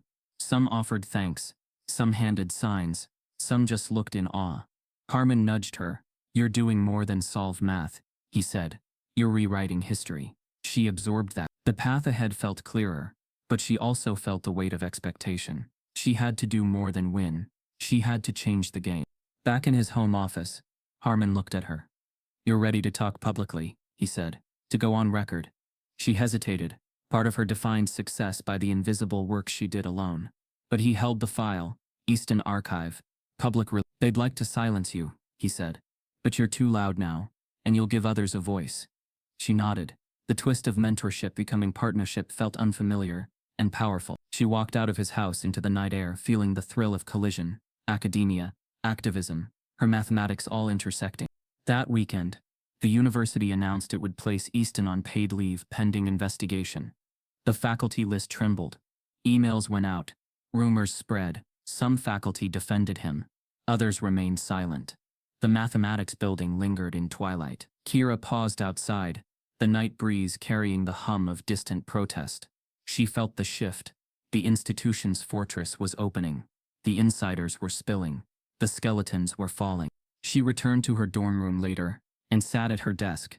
The archive, the protest, the mentorship, it all converged into a single truth. Brilliance wasn't one equation. It was persistence. She opened her laptop and drafted an essay. When solving becomes subversion. She paused. What would she say? What would she demand? She thought of students whose names never appeared, whose trophies were erased, whose voices were silenced. Then she thought of Harmon and Malik, and the others. She realized the fight wasn't just for her. It was for them. Her phone buzzed. An email notification popped up. Invitation. National Mathematics Symposium. Keynote speaker Keira Langston. The invitation was real. But the host? Unknown. The stipend? Undisclosed. The clause? She hadn't read it yet. The twist. The same institution that once denied her now extended a spotlight. She exhaled. The path ahead split again into presence, or pawn. She opened the clause. Small print. Non-disparagement agreement. Exclusivity clause. Required itinerary. She leaned back. The offer smelt of compromise. She closed the laptop. She knew the cost. At 1:03 a.m., the retired professor's phone buzzed. A video file had been sent. Thumbnail: Professor Easton's office camera. Time-stamped just 2 nights ago. The file name: Unexpected Candidate. File. Harmon looked at Kira's name on the screen and whispered, "We just found the beginning of the blueprint." They gave her 10 minutes to prove herself. She took 5. But what came next wasn't just a debate, it was an explosion of buried truth. The studio lights hit Keira Langston like a spotlight in the dark. She sat at the long glass table of the televised live debate.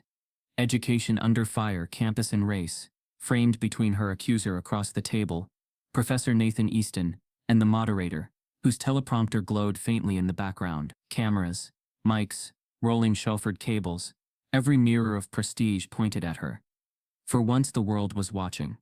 Not just her moment in class, but the war she didn't choose. Easton sat composed, suit immaculate, voice measured. He had prepared for this. He believed he'd won already. The moderator began with protocol. "Professor Easton, Ms. Langston, thank you for joining us. According to the University Review, the student solved the equation in class, but questions remain about process and fairness. Ms. Langston, you will have 10 minutes to address the panel. Professor Easton, you may respond after." Keira glanced at Easton once, then outward at the bank of lights. She took in the audience, the silent dozens of screens behind the glass windows, the subterranean hum of cable crews adjusting, and she spoke. "My name is Keira Langston," she began, voice clear, "and today the question isn't whether I solved a math problem. It's whether you believe someone like me could." The room shifted. The moderator blinked. Easton's mouth tightened. She continued, "I didn't ask for a spectacle. I didn't request the 30-second challenge. You asked me to leap when you expected me to fall. I did, and now you ask me to justify my existence in the classroom you made invisible." Teleprompters rolled. The world leaned in. Within 5 minutes thick, she laid out the sequence, the board, the step-by-step logic, the MATLAB logs, the leaked memos, the protest movement, the eviction notices, the USB archive. She named names, summarized timelines, layered context. The camera cut to Easton, his face colorless now. When she offered the folder to the camera, the moderator asked, "Are you asserting the university and Professor Easton engaged in systematic bias against you?" She held the folder up. "The evidence is here, and so is the history." The audience erupted with applause. Easton shifted. Easton rose, his voice smooth. "Ms. Langston, I congratulate you on your academic performance. But you must understand the rigor of this department, the standards we uphold. It is not about race. It is about fairness to all." His tone was practiced, his gaze trained. Keira did not flinch. "Fairness," she responded, "is invisible until someone like me breaks through. Then it becomes special." The audience stilled. The moderator leaned in. "Professor Easton, you have any proof past the process logs that Ms. Langston's performance was outside protocol?" Easton hesitated, then produced a pre-printed memo. "Review unusual undergraduate performance. Recommend oral defense." He slid it across. "This is standard procedure." The room exhaled. The mediator nodded. But then the twist came. Keira asked, "Professor, would you confirm that within this memo you signed off, the term outlier risk appears next to my name?" The studio jolted. Easton's composure cracked for a fraction of a second. "I would need to review my records." The moderator frowned. "You're saying this memo contains discriminatory language?" Easton swallowed. "I did not use racial criteria." She looked directly into the camera. "The language is system disguised as neutrality. Outlier risk. Minorities flagged. Talent invisible until convenient." The network feed picked it up. On social media monitors in the studio, the hashtag outlier risk trended. Easton's legacy began to tremble. Questions poured in from the moderator. What should the university do? Keira leaned forward. Transparency. Third-party auditing. Reparations for students whose names were erased. The audience recited supportive murmur. Easton said, "The university has engaged in review and is committed." She interrupted. "Review isn't enough when you locked me out of my home, labeled me a suspect in my own success, and kept the awards that never had my name." Gasps. The studio held its breath. Easton's jaw clenched. The moderator asked the final question. "Ms. Langston, in 10 minutes you said you'd address this.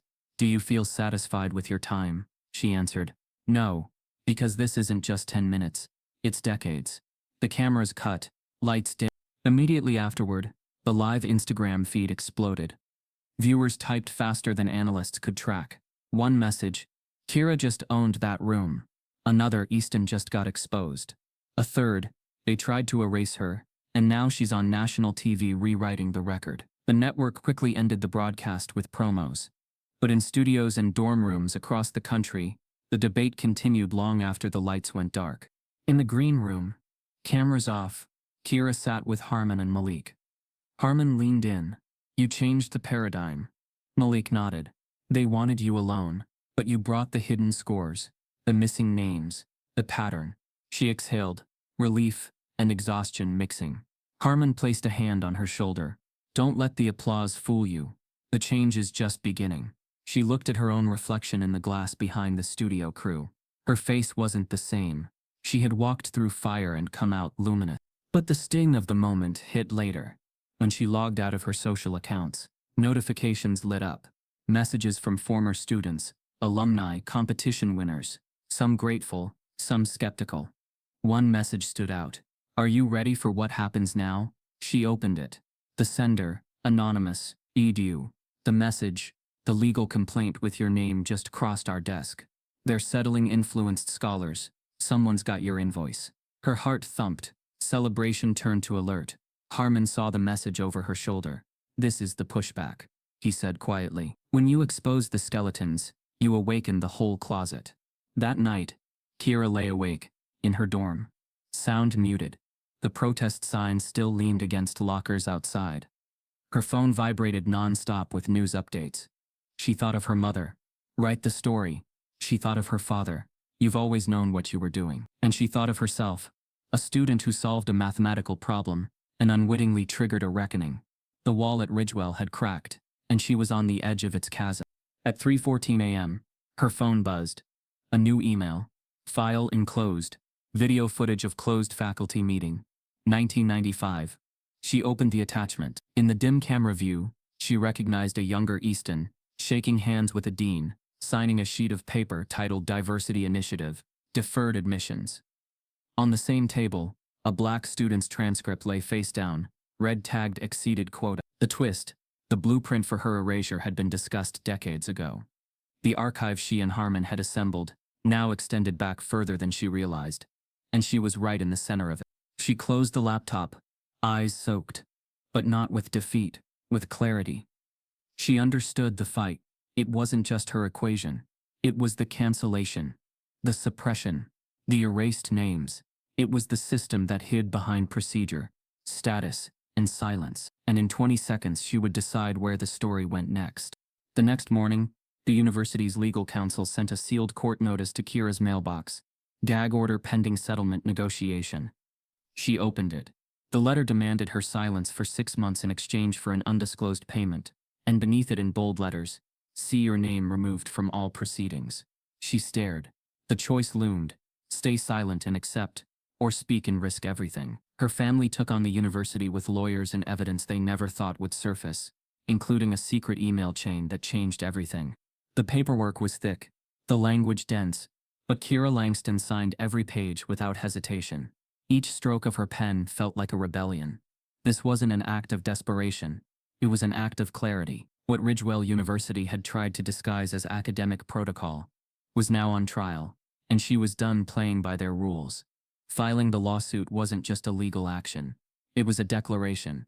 They had underestimated the wrong girl. Her parents were with her at the firm, their expressions carved from quiet steel. Her mother clutched her handbag like it held a weapon, while her father's eyes stayed fixed on the attorney's every movement. They knew what Keira was doing.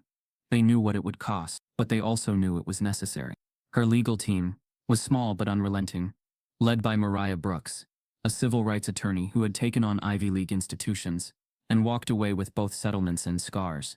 "They'll try to bury you in procedure," Mariah warned on day one. "We bury them in truth." The lawsuit was surgical in its accusations.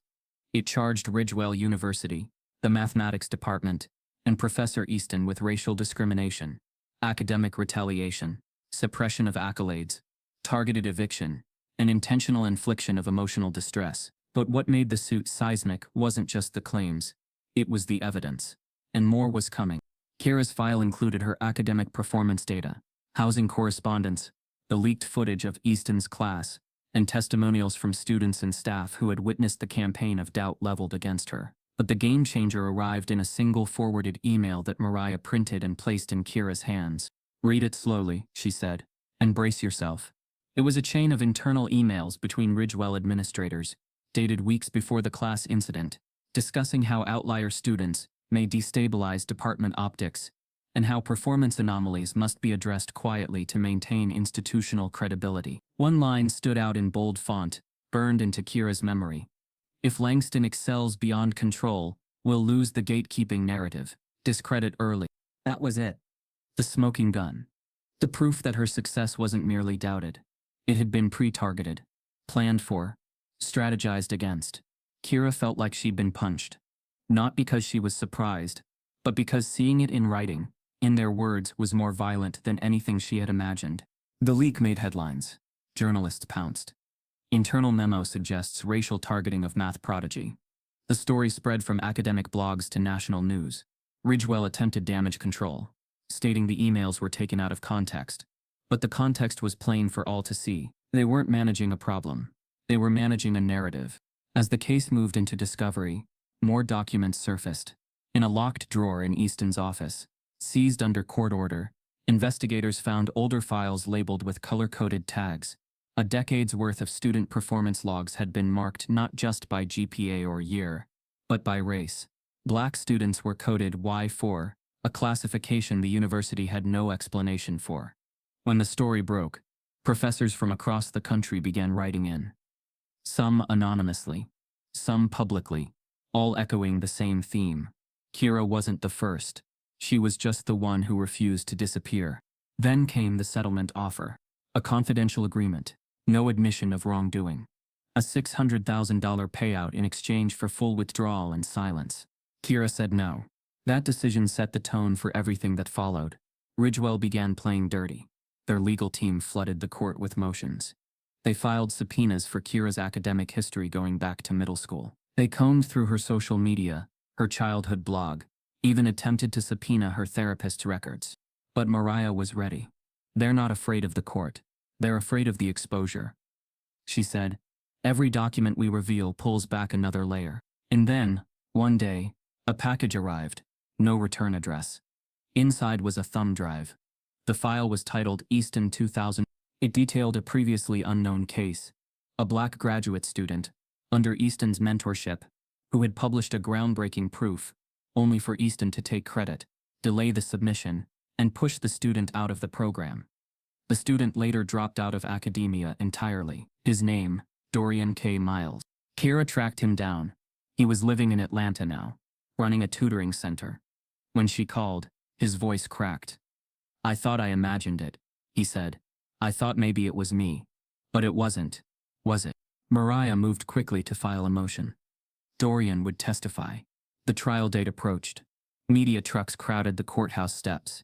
Supporters of Keira wore black t-shirts with equations printed on them. Not slogans but symbols. Protesters carried signs that read, "We are not anomalies." Easton avoided cameras. Ridgewell's administration issued no public statements. The silence only made them look guiltier. When the trial began, Keira sat with her head high, her voice clear, her presence unshakable. She testified for 3 hours, her answers precise, her pain visible but contained. When asked what she wanted from the trial, she didn't hesitate. "Truth. Not for me. For every name you erased." Dorian testified next. His voice trembled as he described watching his future vanish one denial at a time. "I stopped solving equations," he admitted, "because I thought the answers didn't matter anymore." Maria's closing arguments were surgical. They wanted silence. They built an entire system on the assumption that students like Keira wouldn't fight back. But brilliance doesn't obey racism. And today, brilliance is demanding justice. The defense leaned on procedural arguments, claimed no intent, only error. They repeated the same tired line. This wasn't about race. But the courtroom wasn't buying it anymore. The judge took 3 days to deliberate. When the verdict came, the courtroom was standing room only. The judge entered, face unreadable. On all counts, the court ruled in favor of Keira Langston. Damages were awarded. Ridgewell University was ordered to publicly release all internal records related to student performance classification. Easton was recommended for termination and disbarred from any academic mentorship role. The Y4 system was outlawed, and the court ordered an independent federal audit into Ridgewell's practices. But it was the judge's final statement that echoed nationwide. Brilliance should not be policed by bias. This court recognizes that genius, when met with fear and racism, becomes not just a threat to institutions, but a mirror to them. Keira didn't cry. She stood, hugged her parents, and walked outside into a storm of cameras. Questions flew at her like lightning. "What's next for you, Keira?" She didn't answer right away. Her phone buzzed. An email. Subject line: "You need to see what Easton did." She stared at the screen. It wasn't over. Not even close. As Keira tapped open the email, a familiar name popped up. Dorian Miles. Attached was a zip file titled "The Papers Easton Hid." She downloaded it. A loading bar crawled across the screen. Inside were 27 unpublished research proofs, each authored by Black students, each stripped of name, each dated, each stolen. The silence wasn't accidental. It was engineered. And now she had the blueprints. The judge's ruling made headlines. The university lost more than just the case. They lost their illusion of fairness forever. The air in the courtroom had thickened. Reporters leaned forward, pens ready, and cameras focused. No one breathed as the judge cleared his throat and looked up. What he was about to say wouldn't just close a trial. It would open a national reckoning. The ruling was more than a win.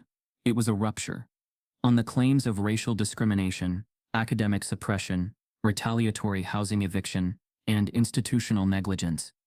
The judge paused, eyes sweeping the room. "This court finds in favor of the plaintiff, Miss Keira Langston." A wave of emotion swelled through the room. A sob cracked from the second row. Keira's mother, her father, gripped the edge of his seat, his lips trembling, refusing to cry until the last word was spoken. Even the court clerk blinked rapidly, stunned. For punitive damages, the university shall pay $3.8 million. For systemic failure to protect minority students, this court orders a federal investigation into Ridgewell's academic equity procedures, spanning 10 years retroactively. Gasps. Murmurs. Then silence again. But more importantly, the judge continued. This court compels Ridgewell University to unseal all previously redacted academic recognitions, review suppressed awards, and notify all affected students. This is not just a financial judgment. This is an order for institutional transparency and restitution. The illusion shattered. Ridgewell, once seen as an elite incubator of genius, now stood bare. Their reputation lay on the courtroom floor like a shredded diploma.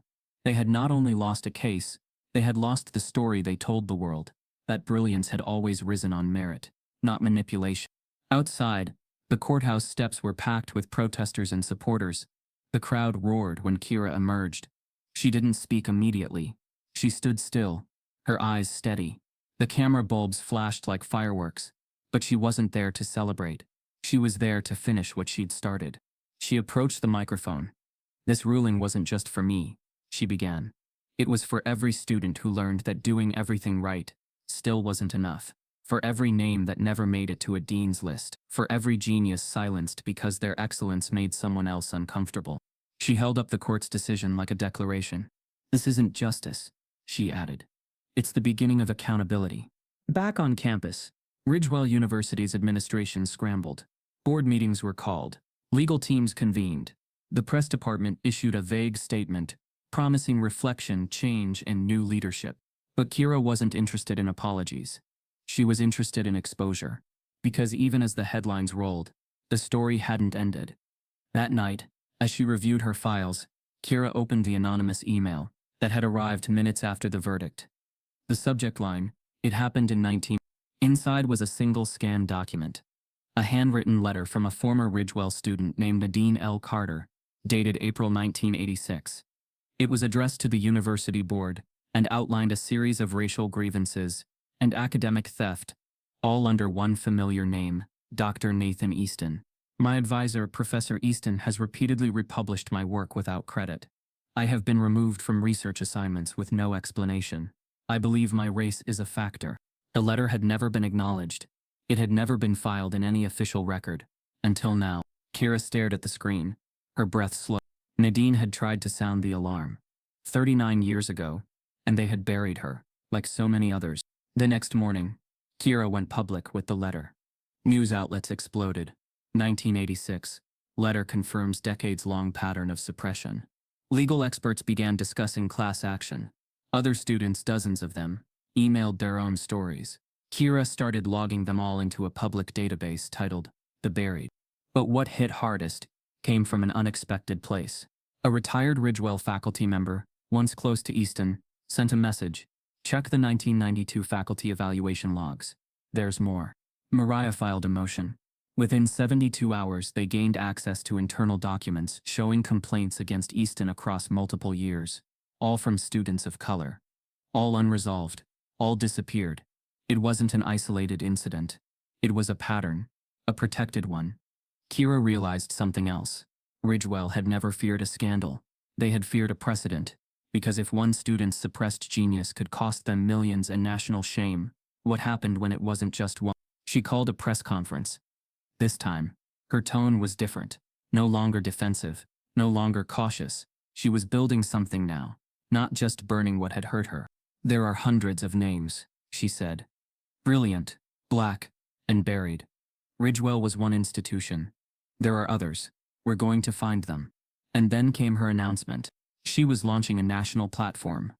Brilliance Unearthed, a digital archive, legal resource, and student-led movement to identify, track, and amplify marginalized academic excellence that had been erased, misattributed, or discredited. It spread like wildfire.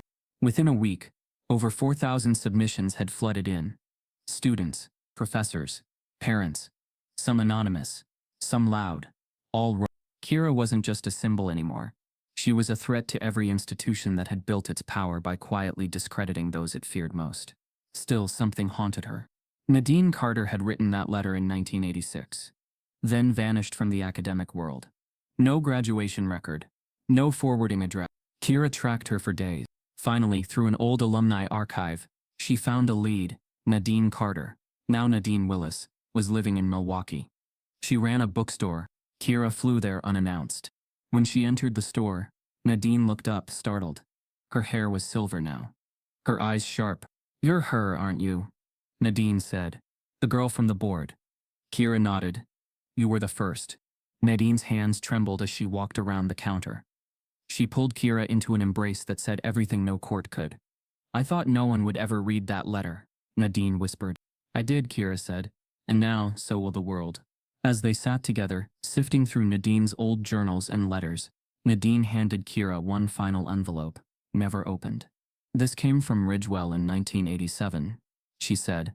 "I never had the strength to read it." Keira carefully peeled it open. Inside was a short letter from the Dean of Academic Affairs, rejecting Nadine's final thesis submission. But what stood out wasn't the rejection. It was the handwriting on the back. A note, scrawled in haste. "Never let them know how much she scares them." Keira looked up. Her heart thundered. It wasn't fear they had buried all these years. It was power. She didn't leave Ridgewell's courtroom with applause echoing in her ears. She didn't seek validation in the way the media expected. Keira Langston walked away not with their permission, but with something far more dangerous to the system that tried to erase her. Clarity. Clarity of who she was, of what they feared, and most importantly, of what needed to be built. The world wanted a hero, a prodigy, a symbol, but Keira wasn't interested in becoming anyone's myth. She had always just wanted one thing, for brilliance to exist without having to explain itself. The morning after the verdict, she sat alone in her room. The email from Nadine still open beside her. The sentence on the back of that letter haunted her. "Never let them know how much she scares them." It was both warning and prophecy. That fear wasn't about one girl. It was about what one girl represented. The genius they couldn't own, couldn't mold, couldn't predict. That was the day she made a decision. She wasn't going to play within the system anymore. She was going to build a new one. It started with a phone call to her legal team. Mariah listened quietly as Keira outlined the framework of what would become the most radical academic initiative in decades. Not a scholarship, not a think tank, not another institution with polished mission statements and empty panels. This would be something different. By the end of the call, Mariah said only one thing: "I'll draft the paperwork." They called it the Langston Project. Its mission was as bold as its founder: to identify, fund, and amplify overlooked genius in black girls across America. But it wasn't just about access, it was about restoration. It would find those who had been buried by biased systems, award them retroactive recognition, publish their research, and most importantly, tell their story. The idea went viral. Celebrities endorsed it, educators rallied behind it. Black alumni from top universities formed a network to support its launch. But what made it real, what made it unignorable, was that Keira didn't staff it with corporate allies. She staffed it with survivors. Nadine Carter became its first director of archival equity. Dorian Miles took over the mentorship program. Keira, still barely 22, served as its executive chair, and within 4 months, the Langston Project had already reviewed 9,400 academic records, published 2031 suppressed papers, and secured federal grants to expand its reach to every public university in the country. It wasn't perfect. Nothing built from fire ever is. But it was real. And then came the phone call that changed everything. A young girl named Alana, 13 from Tallahassee, had seen Keira on the news. Her mother called the Langston Project, crying. Her daughter had been suspended for correcting a teacher during a geometry class. She wasn't rude. She wasn't loud. She was just right. And it scared them. Keira called the girl. Alana cried when she heard her voice. "I thought maybe I should stop trying so hard," Alana whispered. "I thought maybe being smart just made people hate me." Kira's voice didn't tremble. "Then they picked the wrong girl to be afraid of," she said. "Because now you're not alone." She flew to Tallahassee 2 days later. Not with a news crew. Not with a speech. Just with a laptop and a question. "What do you want to build?" Alana said she wanted to make a math app that helped kids who didn't have tutors. Keira brought in developers. 6 months later, Alana became the youngest black girl in Florida to receive an educational tech grant. The story made national news. But Keira refused interviews. "Let her shine first," she told producers. "I'm not the ending. I'm the beginning." And yet behind the success, the threats never stopped. Keira's inbox flooded with hate mail, anonymous messages, attempted hacks. A former Ridgewell donor offered her $1 million to step away from public education reform and move into private tech consulting. She refused. "They want you to cash out before you finish the blueprint," Mariah said. Keira knew. The system always had an exit plan for rebels. Fame, fortune, silence. She would take none of them. Then, on the 1-year anniversary of the verdict, she received another package. No name, no return address, just a USB drive. Inside were documents from yet another university. A file labeled Langston Watch List. She opened it. It contained profiles of 15 students, mostly black girls, flagged as potential disruptors. The criteria?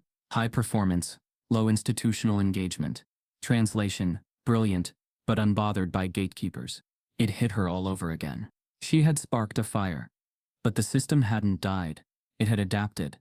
That night, Keira rewrote the mission statement of the Langston Project. "We don't just make room for genius. We protect it. We publish it. We make sure it is never erased again." The next day, she added a legal wing, a digital rights platform, a peer-reviewed journal called Buried No More. At the ribbon-cutting ceremony for the project's new headquarters, Keira stood in front of a mural, painted in soft gray and deep blue, of every girl who had once been flagged, suspended, or told to sit quietly in the back. Each girl had been drawn with a crown made of chalk equations. She gave no speech, just a statement. "They tried to bury us in silence. We wrote it in math instead." The crowd erupted. Journalists rushed her, but Keira turned and walked back inside. She had another meeting, another girl, another future to rebuild. No one should have to prove their worth just to be seen. No one should be punished for being brilliant while black. If Keira's story made you feel something, that means you're still human. Type yes if you believe in justice. Subscribe if this broke your heart.